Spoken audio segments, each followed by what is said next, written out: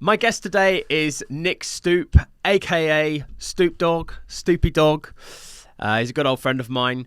Nick has worked in the corporate environment, I guess, for a long time. He worked at a company called BlackRock for 10 years. BlackRock, if you don't know it, look it up. It's one of the biggest companies, I think, in the world. They do lots of things with people's money, and they make a lot in the process.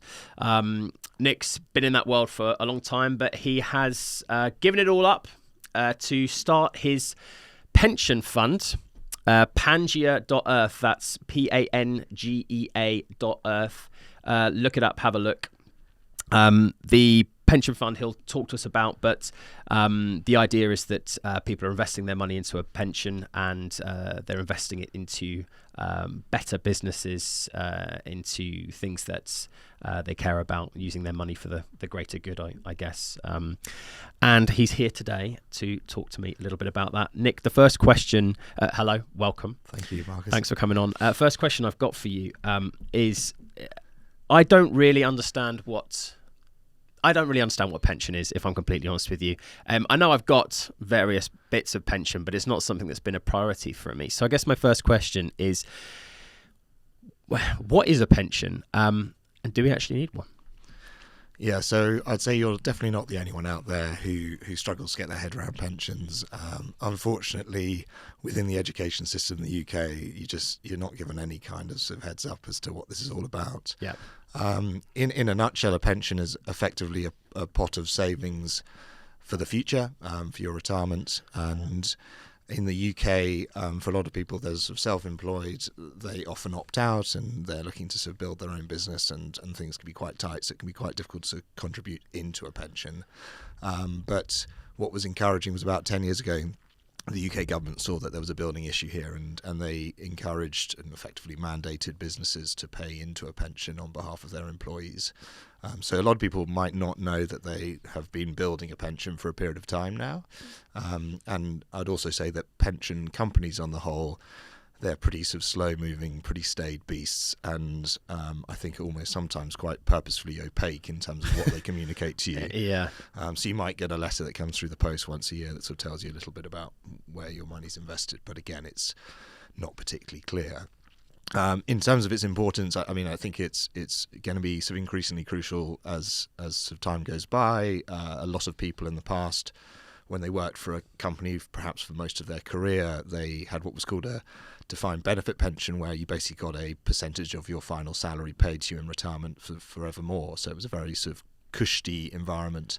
That's all changed, and you effectively will be paid out what you're saving into your pension in the present day. And so, yeah, it's quite important that you start to think about these things. And I guess, like with anything, the earlier you get onto it, the better place you're going to be in as you get older. Yeah.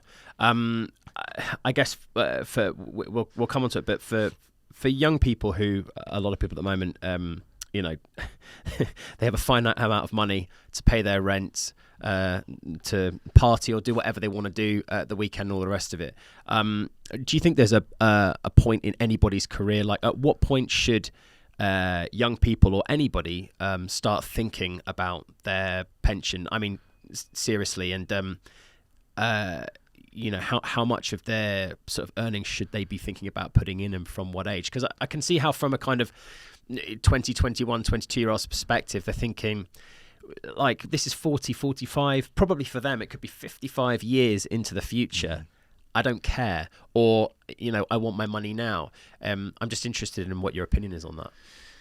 Yeah, so I completely agree. When you're in your 20s, you're not thinking 40 years down the track, and I guess. But should you be? I think when you're 40 years down the track and you look back, no, absolutely. If you're in your 60s and you're thinking, God, I wish I'd got onto this when I was in my mid-20s rather than when I was in my mid-40s, definitely there can be a big wake-up call, and I think a lot of people are starting to experience that, having realised that there isn't just a big pot of gold at the end of their career, and they're going to have to figure out how they're going to live on what they've saved up until that point. Going back to what's now become statutory, the great thing is that the government has mandated businesses to effectively pay something in. Now, that might be 5 to 8% of your overall earnings each month, which is a good start. Certainly when you're young, it feels like you're going to make some progress with that. But I think in terms of thinking about a sort of a comfortable retirement, you sort of pretty quickly want to get up to sort of 15, maybe even 20% if you can. And again, a lot of companies will contribute on your behalf, and they'll come to an agreement with you as an employee, and they might sort of put in 8%, and you, on the basis that you put in a further 5%. Yeah, so you're getting a real benefit out of joining the scheme, because absolutely. It is optional. You can, I mean, people can opt out. That is a possibility. Generally, I don't think people do, but interesting. So, okay, pensions. So I'm interested. So obviously you started your career at BlackRock. Can you just tell everyone a little bit about BlackRock and what it does? Yeah, absolutely. So BlackRock's the world's largest asset manager, and that effectively means that they are managing a lot of clients' money around the world on behalf of those clients and investing it into stock markets, bond markets, hedge funds, private equity, right across the board. And they are sort of a fiduciary, so they aren't really investing their own money; they're investing other people's money. So they're very sort of heavily regulated, and they're looking to sort of ensure that clients of theirs who put faith in what they're doing are ultimately getting a sort of a good risk return, sort of payoff over time. And they are pioneering in the asset management industry. They've been sort of one of the few firms that have really looked to sort of explore different ways of doing that, and how you can sort of do that more efficiently and low cost in the future. And you presumably went straight out of university and went straight into working for them. So what did you do? Because when I think of, I see people in suits and corporate jobs and computer screens, it's a little bit lost on me. I'm sure they're doing something, but I often just wonder if they're just sort of twiddling their thumbs. I'm sure they're not. You can tell me otherwise. No, so I sort of took a sort of slightly roundabout path. So straight out of university, yes, but I did a temporary piece for what became BlackRock for a period of time. I was working as part of a sort of a glorified call center effectively under their roof, and so anyone who saw an advert that was out on a billboard somewhere in the UK, there was a telephone number at the bottom of that, and that telephone number came through to our little team. And it's a funny old world, because as an asset management business, you can't really advise clients. You can only just provide them with details. It's the sort of the wealth management world that can actually go out and advise people. So often people would call up and they'd say, should we be investing this, that, or the other? And you couldn't say, yes, you should definitely be investing this way. You could just give details on the products that we were offering. But for me, in terms of my journey, that role, I really enjoyed it. I'd always been quite passionate about sort of financial markets and the sort of the dynamism.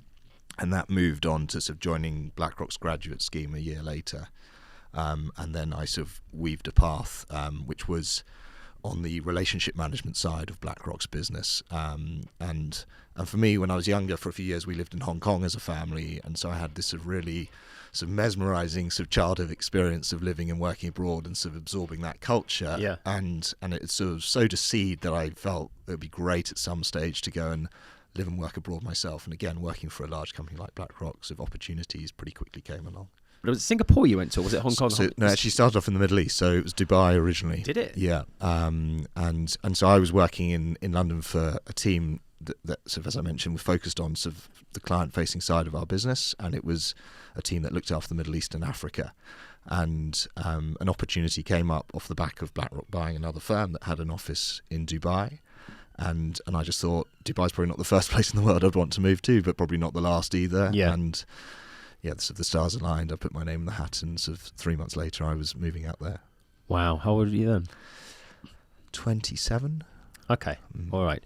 So you were there for a bit, and then moved on to Singapore. So the Middle East, this was sort of not long after the financial crisis in sort of 2009, and the financial crisis seemed to hit the Middle East last. It was almost a bubble for a period of time, and everyone thought, well, how on earth is this happening? And then suddenly, boom, everyone was sort of on their knees in the Middle East, and business sort of slowed down. And I just sort of felt either I looked to stay in that world for another 10 years and sort of make a bit of a name for what I'm trying to do on the ground across the sort of GCC region, so Dubai, Bahrain, Qatar, those places, or I looked to try and find a much more dynamic market, and an opportunity happened to come up about 18 months later in Singapore, and yeah, I moved out there pretty shortly afterwards. Okay, wow. But still obviously in the same world and doing the same sort of... Absolutely, yeah. So at the end of my time at BlackRock, we were focused on serving private banking clients. So if you think about all the sort of big multinational private banks, the likes of HSBC, Citibank, etc.,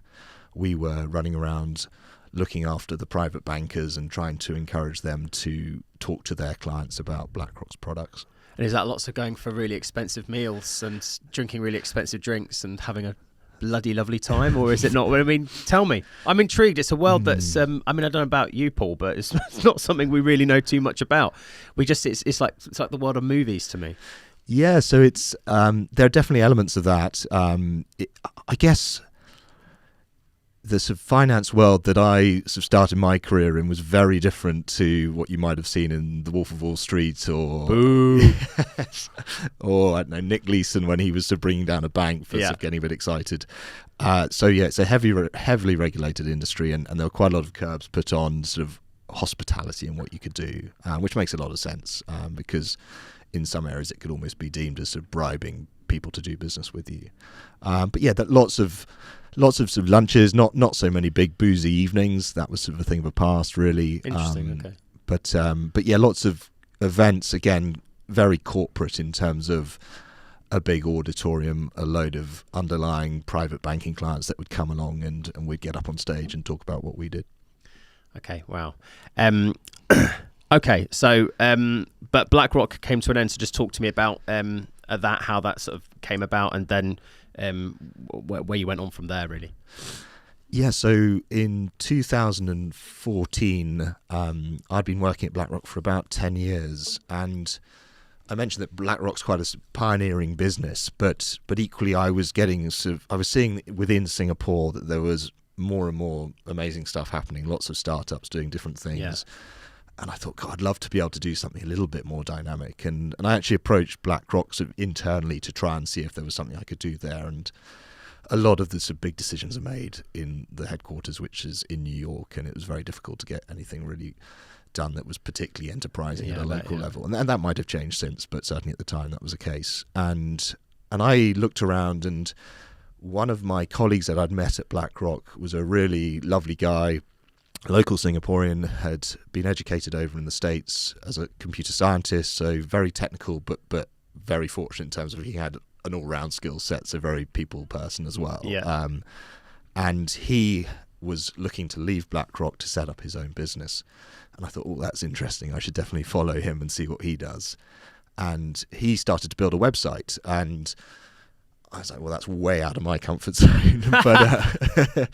But at the same time, as he started to build this website that was very focused on food in Singapore, I thought, well, look, there are very few opportunities in life where you know someone well enough and trust them and sort of see that they've got great talent, and you feel that perhaps you've got a few skills you could bring to the party, and why not give this a go? And I think it was probably the first time in my life that I got to a point where I'd been able to save up a little bit of money, felt like I could take a bit of a risk, and just thought, why not? Let's go and sort of take over the world. So this is really interesting. So this is what we're all talking about. It's that moment when you have an idea, or you think you might be ready to start a business, but it's actually making the decision to go ahead and do it. And obviously, in Nick's case, he got himself into quite a good position to do that, made himself a little bit more financially comfortable, this sort of thing. I'm interested to learn what happened next. So we worked on this website for about 3 months, and it was two of us in a room in an old building in Singapore, no natural light. It was quite a bizarre experience, but I was learning a lot. I don't know how to code, but Aaron, my business partner, was an expert at that, and I quickly understood what you can and can't do in terms of, I'd come up with an idea around what we should be trying to do on our site, and he'd be like, oh yeah, that's a great idea, but then the sort of the logic of actually coding that might or might not work. And so that was a real sort of opening experience for me. As we were going through that process, we were building a website that was dedicated to individual food dishes in Singapore. Okay.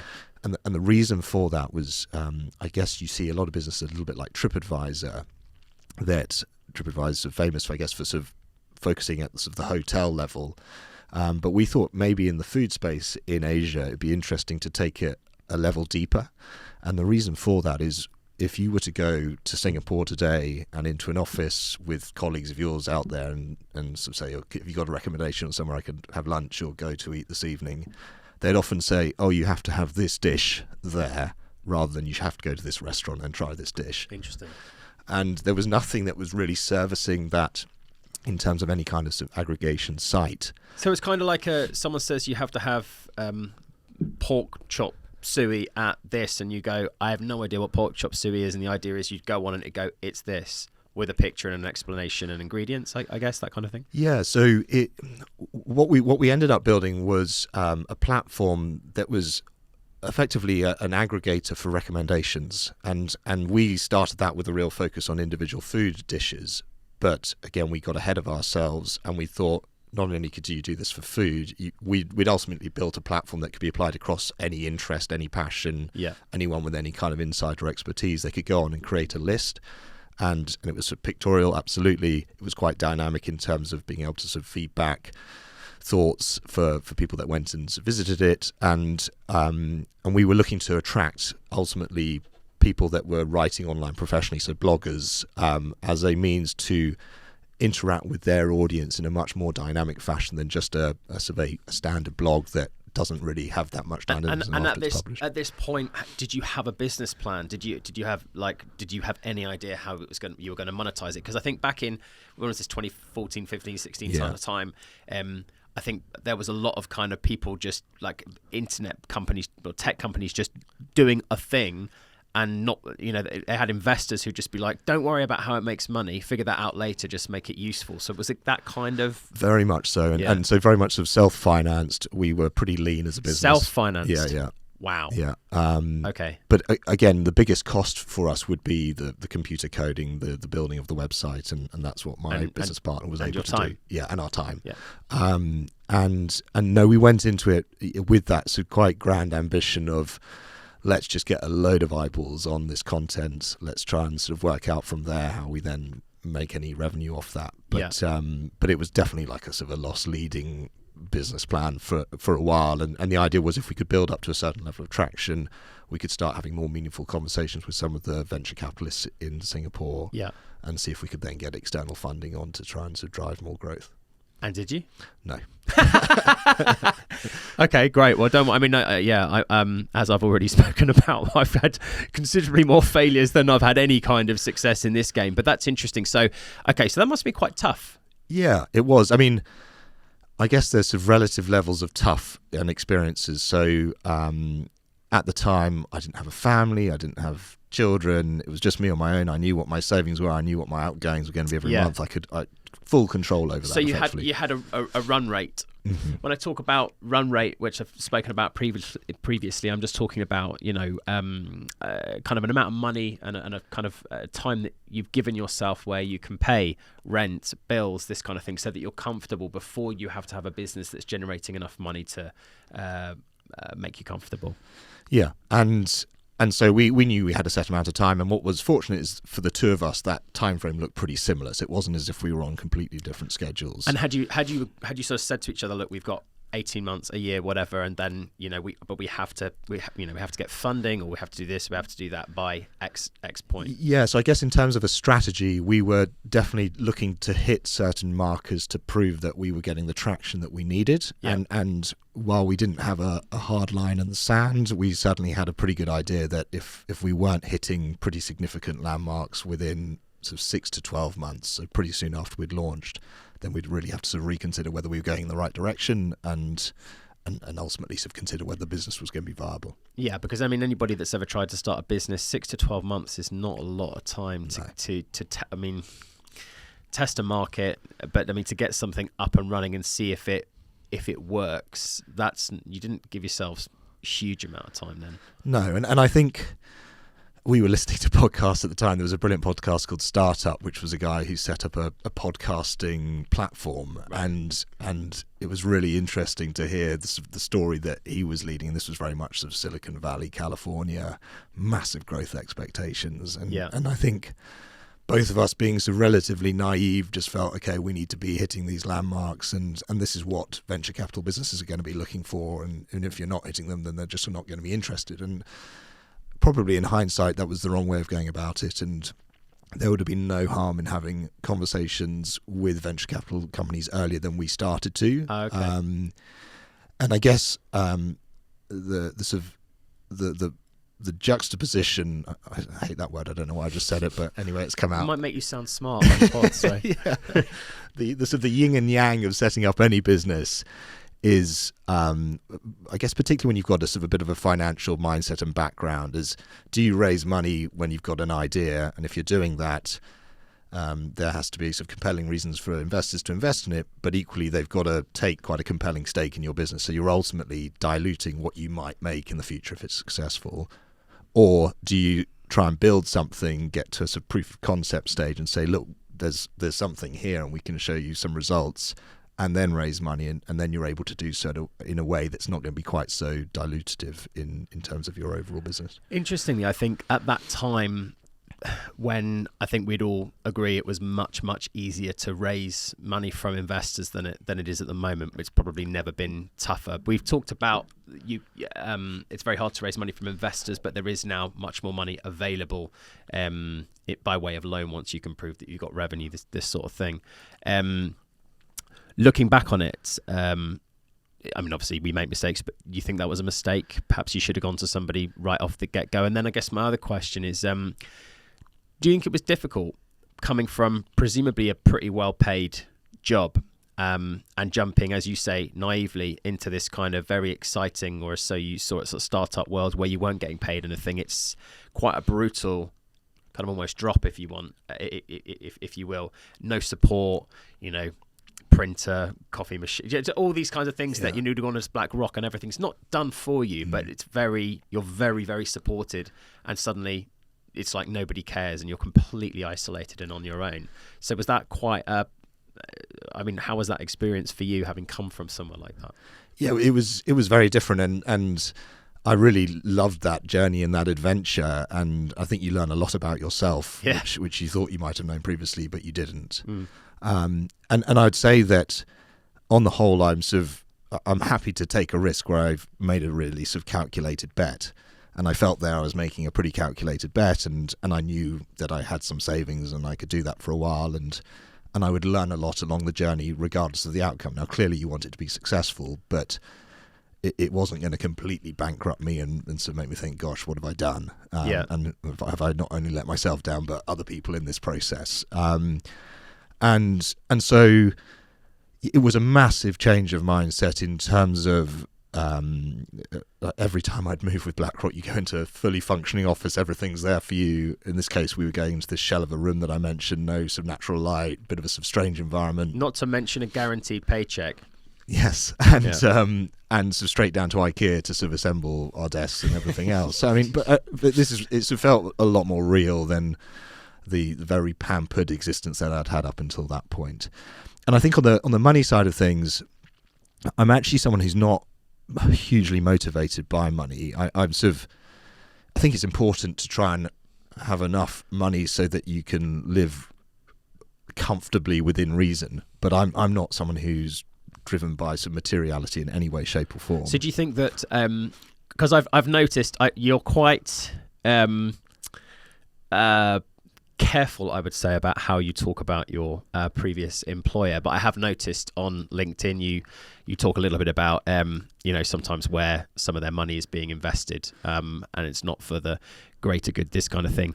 Do you think that the fact that perhaps you're not totally driven by money in the end was quite a big reason for leaving a company where I assume most of the people have gone into that space because money is the driver? Because I know, for example, the majority of people that I know that have gone into finance, money is the driver. They did biology at university, or they come from a background where, I mean, we have a old friend from drama school who's gone to work for Goldman Sachs. And she hasn't done it to perform. I assume she's done it for the paycheck. So yeah, was that I guess if you're not completely motivated by that, it's probably not the right place for you to be, right? No, I think you're right. Long term, and I guess the way that I look back at that's a part of my career is when you're in your early 20s, you're just wanting to get a job that's going to help you pay the bills, it's going to provide you some experiences that you think might be useful. And if you can do that in a space which you're passionate about, all the better.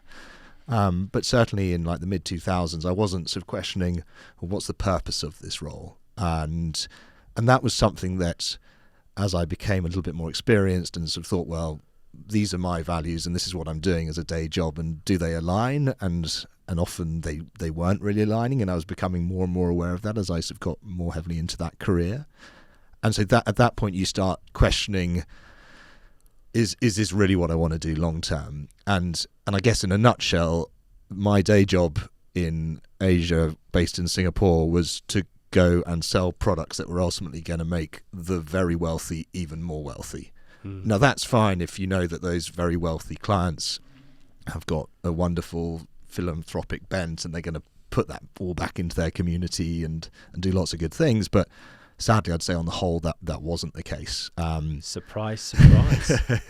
Yeah. And this is a horrible generalization, but in terms of generational wealth, I think what you find if you look around the world is if you see a family in, I don't know, the UK or the US that have been successful for a long period of time, they tend to have a much more philanthropic sort of mindset in terms of consistently giving back. Interesting. Whereas in Asia, and again, this is a horrible generalization, but you would find that a lot of these clients were first, second generation wealth. There was still the very selfish mindset, I guess, in terms of then thinking about their position in life versus their friends and how they could go out and they buy a yacht or whatever it might be, rather than sort of thinking a little bit more about the community around them that sort of helped them get into that place and perhaps starting to give back a little bit more. Yeah, and presumably you were under pressure to make sure that you made these people more money, because if you didn't, then you weren't doing your job properly. So your focus was just, where can I put this money where it's going to grow as quickly as possible so I can keep them happy and my boss is happy.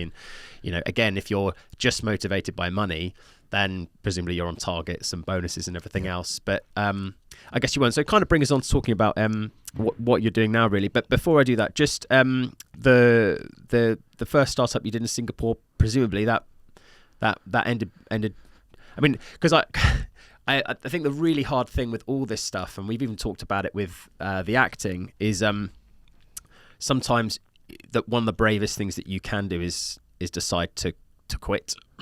Because I think that when you're building these startups, if it's just not working, it's very difficult when you have an idea and a belief in something to actually look at it and go, you know what, not that I was wrong, but it's just not going to work, and I need to now be brave enough to walk away from this and do something else. So just briefly touch on what happened there, because I know you then came back to the UK. Yeah, so we got to a point where we weren't hitting the landmarks that we'd set ourselves. Pivoting was a word that was being bandied about a lot, and so we thought, well, we've just got to pivot our business now.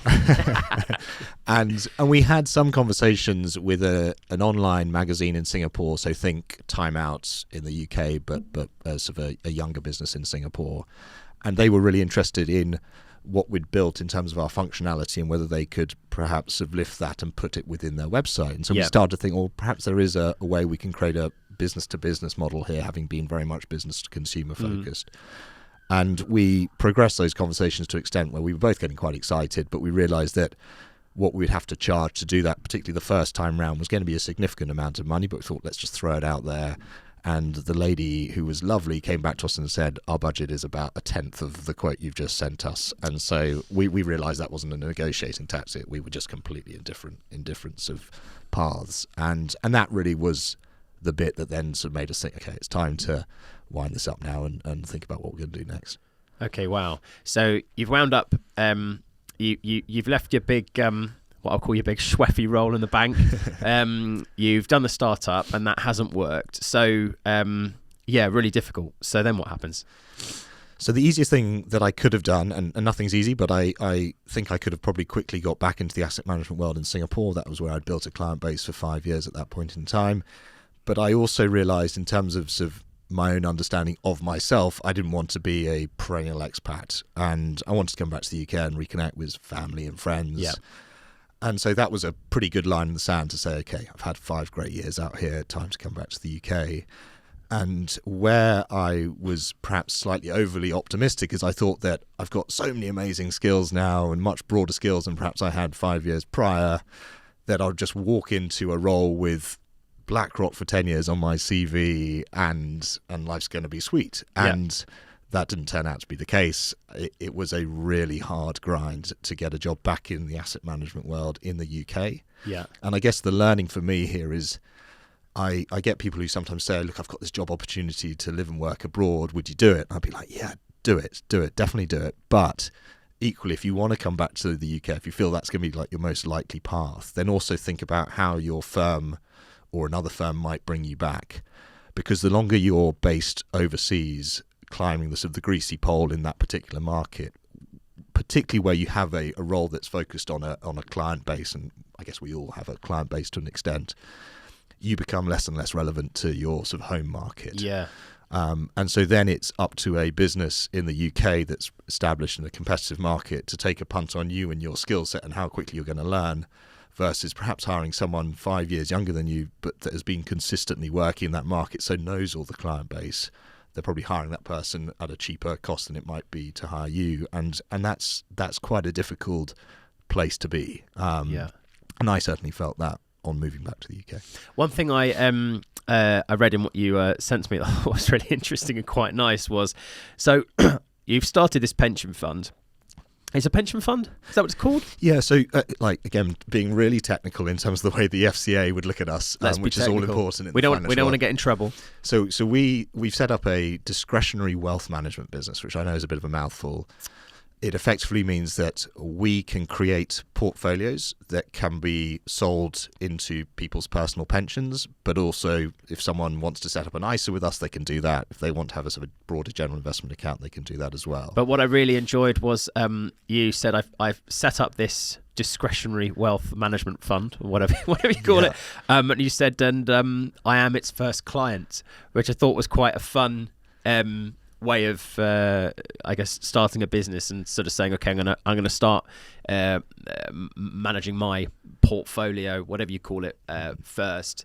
I guess in some ways to demonstrate that it works, and then you bring people on from there. So how did you get that off the ground? Did you have your own money at this point? Did you have to go and raise money? Like, what's that process been like for you? Because I know it's incredibly tough for everybody, and I'm interested to know, how did you, and also going to build a business again, having had this relatively negative experience, albeit that it was exciting and everything else.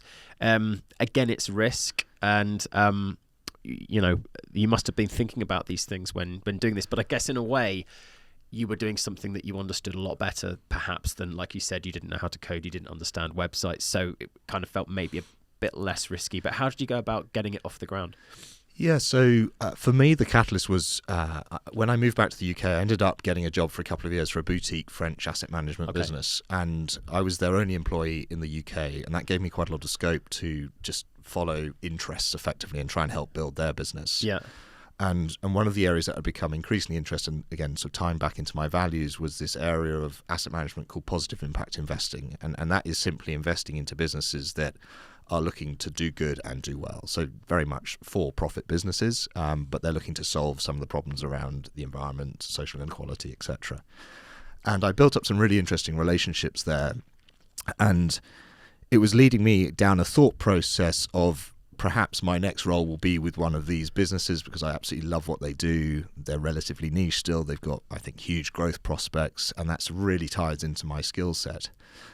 But equally, I was thinking a little bit sort of further ahead in terms of my career. My father had recently retired from his role, and he went from commuting up to London every single day to then literally stopping. It was a hard stop, and that was very much through his own volition. But again, I thought, I don't know if I want to go through that process when I get to that stage of life. I'd rather always have my fingers in a few different things.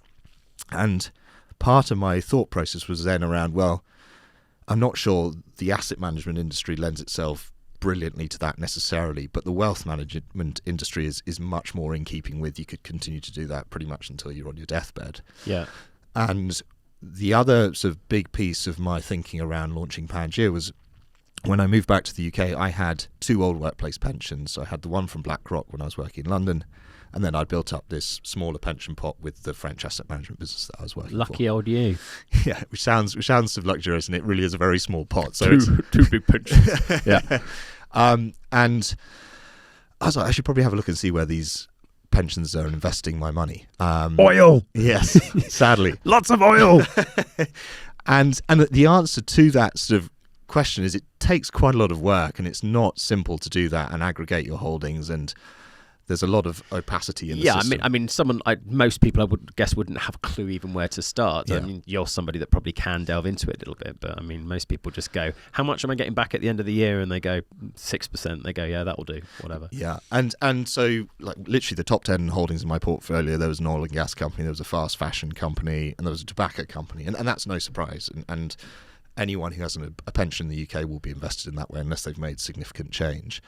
And I was just like, I'm not comfortable with that. And one of the views that I'd started to develop was, the sort of concept of whenever you're spending money day in, day out, you're effectively voting for the world you want to live in. So you're almost like voting with your wallet. And so people look at the brands that you buy, the brands you associate with, your clothes, whatever it might be, and it tells them something about you, whether or not you like it. And it gives people a sense of an idea as to the types of brands that you support and associate with. And from a pension perspective, I was thinking, how do you make pensions a little bit more approachable, dare I say it, even sort of sexy at the sort of extreme end of things? Sexy pension. And I think we all want one of those. We all want a sexy pension. I'll try and tell you how I built one in a second. But my view on that is it's very difficult in life to consistently vote for the future. Yes, and can I just make a point as well? It's a slight sidetrack, but quite a lot easier to do if you have quite a good level of income. Very hard if you need a new pair of underpants and you can only afford H&M. You're going to go to H&M. Absolutely. And this is a bigger part of the problem. But yeah. No, and I completely agree with you. Please don't sue me, H&M. Yeah. So this is a position which is a sort of nice to have position in terms of feeling like you've got some discretion in life generally. But this shouldn't be a nice to have position when it comes to your pension, because ultimately, as we said earlier, that's something that's very much mandated in the UK. And my view is that if your wallet is effectively you voting for the world you want to live around you, actually your pension is effectively a vote for the future world that you wish to inhabit. And for most of us in our sort of 20s, 30s, 40s, as I am, like I'm still 20 odd years away from sort of the official retirement age, so it's still quite a way in the future.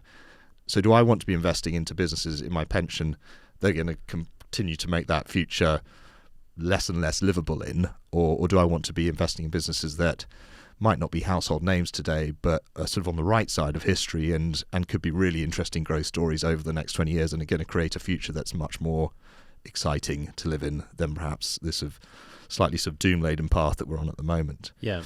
And so for me, that's a bit of a no-brainer. But the problem is that if you then try and do that with an existing pension company, the solutions that they offer you are on the whole pretty wishy-washy. There's this concept in investing called ESG, environmental, social and governance, and it's a label that's put onto products that are starting to make positive steps in the sort of direction of travel that I'm mentioning. But you still have companies that are quite savvy in terms of how they report financially. And so to give an example, BP, for example, could score quite highly on an ESG metric, so it'd be in an ESG portfolio, but probably 2% of BP's revenue comes from renewables, despite the fact they'll tell you otherwise. Greenwashing, is that completely, yeah. And sadly, greenwashing is everywhere, and it's actually very difficult to avoid. The word sustainability is now just, I mean, on everything. I mean, everything is sustainable. There's no, there's no tax to use it or license to use it. So people just use these buzzwords, and everybody kind of jumps behind it. It's almost kind of put me off with my business, CO2U. Actually, we're doing phenomenal things for the environment, but I haven't sort of pushed it and driven it because I just feel like everybody, whatever they're doing is often doing that. And I look at some of these companies and I think, I'm not sure you're as good for the environment as you're pretending to be. I still want to ask you about how you started the business, but I noticed that you recently became B Corp, which is phenomenal, because I had to look at the paperwork for it, and I thought, yeah, that's not me. Not now, yeah.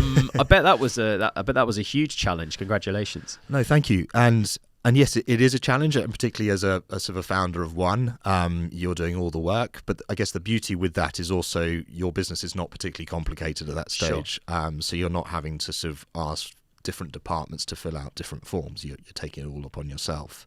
But it's a movement that I'd followed for a while.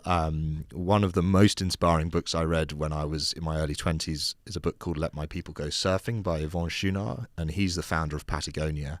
And he, in my views, have created this concept that you could set up a business and do good for the planet and also do well as a business of long term. And the B Corporation movement spun out of that thinking. It wasn't directly out of Patagonia, but Patagonia are one of the earlier B Corp, certified B Corps. Okay. And my view was, when I was thinking about setting up Pangea, clearly I wanted to do something that I felt would have real purpose and drive around that. And yes, I'm not an expert when it comes to thinking about all the different things that a business should probably have in place in this day and age to tick a lot of these important boxes. Yeah. And the beauty of what's called the B Impact Assessment, which is the sort of the online sort of forms that you're referencing, is that also provides you a bit of a guide in terms of thinking like, okay, we're not there today, but in the future, maybe that's a good way of thinking about how we might look to broaden out our team, or how we might look to sort of give back to our local community, what charities we might support if we sign up to a sort of a revenue giving process. And so, yeah, it's really quite educational. And what's really encouraging is in the UK, this started in 2015 with an initial cohort of B Corps that were certified. So not all that long ago. There are now over 700 in the UK, and it's growing pretty rapidly. And so awareness is broadening. And it doesn't necessarily mean that your business is doing everything perfectly, a long way from that. And there is no utopia here, and I think it's important to say that. But you can certainly look at a B Corp that's certified and sort of know that that's a label that is quite sort of hard won. And as a business, you're winning that sort of certification because you're doing things that are authentically being measured. Nice. So can I ask you then, I am Sheikh O'Donovan, and I come to you and I've got loads of money. Mm-hmm. Is it actually possible for me to make as good a return from investing into businesses that are better for us and the planet than it would be into the naughty stuff, truthfully? So the answer is yes, and it's a resounding yes, and I'll back this up. Okay. So it's a question I get asked a lot, and a lot of people think as soon as you start doing things that are going to be sort of socially beneficial or beneficial for the environment, then you're going to presumably be sacrificing some form of hard-driven capitalist return. And that's what I would have thought, yeah.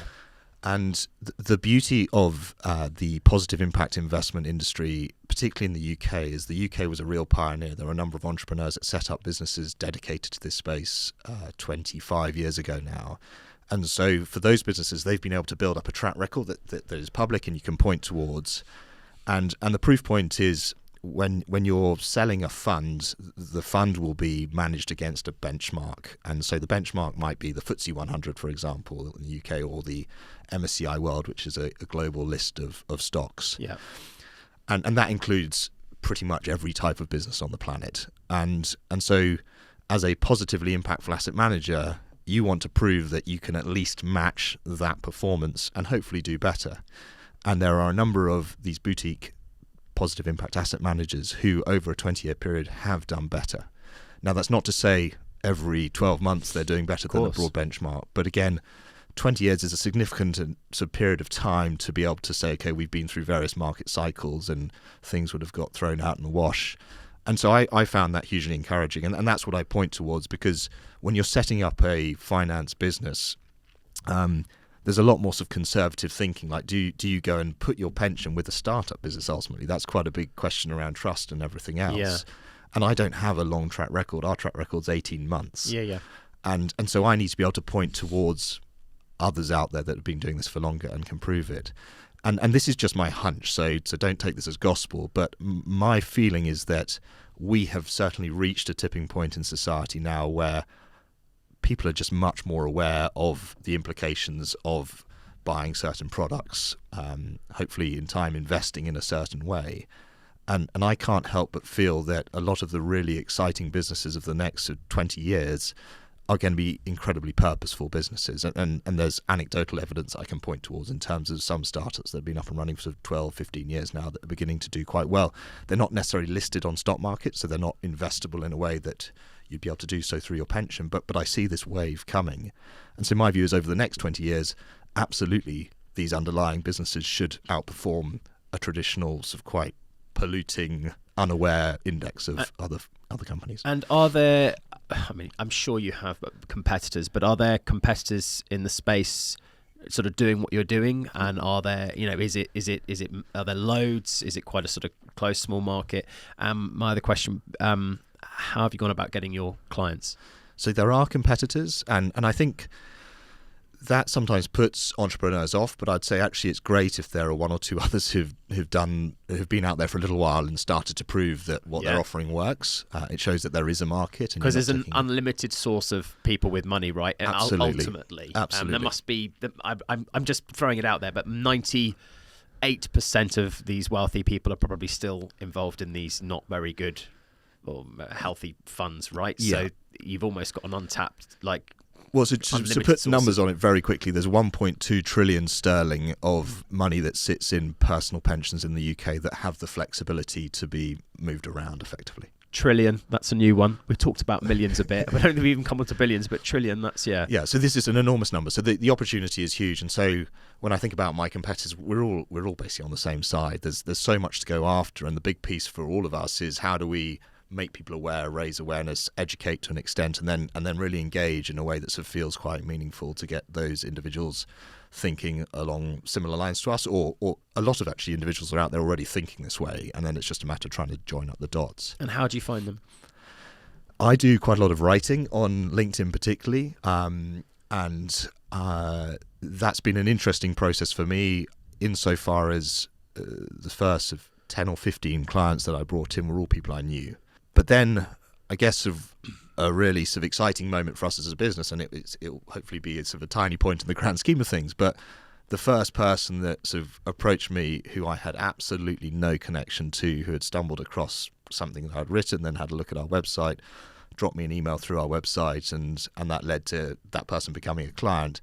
For me, that was like, okay, this is working. Which is awesome, because that's like a real sale, right? Yeah. Because, people might come to you because they know you, like you, whatever, and trust you. But the fact that someone's come to you, essentially a cold call, and you converted them, did you? Yeah. Yeah. So, yeah, and on the conversion side of things, again, I'm not someone who's like a particularly brilliant salesperson. I'd say everything I've done in life is soft selling, and it's sort of gently encouraging, and certainly for things that I believe in, I'll be very passionate about that, as I am with Pangea. But I guess, unlike a lot of businesses, like this is people's pensions, this is their sort of future savings. So there's a massive trust element. And so for me, it was really encouraging to see that this person isn't the only person. There have been a few more since who've sort of reached out to me, again, without a recommendation or word of mouth or whatever it might be. And they're prepared to make that leap. I find that sort of hugely encouraging, because it's not as if I'm selling a product that they're going to use once and sort of throw away. Okay, great. So we've discussed how you find your clients. How do you know what businesses to invest their money into, and how does your business and you how do you ultimately make a living from the process? So rather than put my hand up in the air and say I'm the expert at finding all of these businesses out there, my skill set, again, in terms of my training and my background at BlackRock, is to identify people out there who are experts and then do quite a lot of due diligence work on their underlying funds and propositions. And so where we differentiate as a business, and coming back to your question around greenwashing, I feel it's really important that you try and achieve the purest alignment that you possibly can, because there are going to be regulations that are coming down the track. There's going to be more sort of focus on scope 1, 2 and 3 sort of emission reporting. And so we very purposefully only partner up with dedicated asset managers who are dedicated to impact investing. And so these are really sort of boutique businesses in the grand scheme of the asset management world. And so everyone going into that office absolutely lives and breathes the product that they're creating, but also the culture of the business is often very in keeping with the products that they're selling. And they are the experts in terms of the investors. And the beauty of this is that there aren't hundreds of them out there. Yeah. So you get to know them quite well. You get to know them really well. And there's not sort of a crazy amount of work that you have to do sort of week in, week out to ensure that they're still on track, because you build up a level of trust and you get a real understanding for the path that they're on. And ultimately, and again, this was a bit of a bugbear of mine in terms of the broader asset management industry, often in a default pension today, you will have sort of tens of funds and hundreds or thousands of underlying investment positions within those funds. And I think that's way too broadly diversified. There's often overlap between existing funds on your pension platform. It's just crazy. I feel you only need really 5 or 6 funds, as long as they're so broadly allocated around the world into international companies or bonds, then that's good enough. And so we partner up with a handful of these solutions, and these are the people who have built up the track record over the last 20 years. And so I can sleep very happily at night knowing that they've been doing this, they've proven it, they're right at the forefront of this, they're continuing to pioneer in terms of other products that they might be launching in the future, and we're all entirely aligned. And how does Pangea make its money? So as a business, when we transfer your pension across onto our platform, we don't charge a fee. A lot of businesses out there charge a fee immediately, and I don't think that's really true alignment with your client, because ultimately you're all trying to grow a pot of money here. Yeah. We charge a 1% annual management charge on your underlying assets, which is very in keeping with any form of sort of private banking or retail banking wealth management relationship.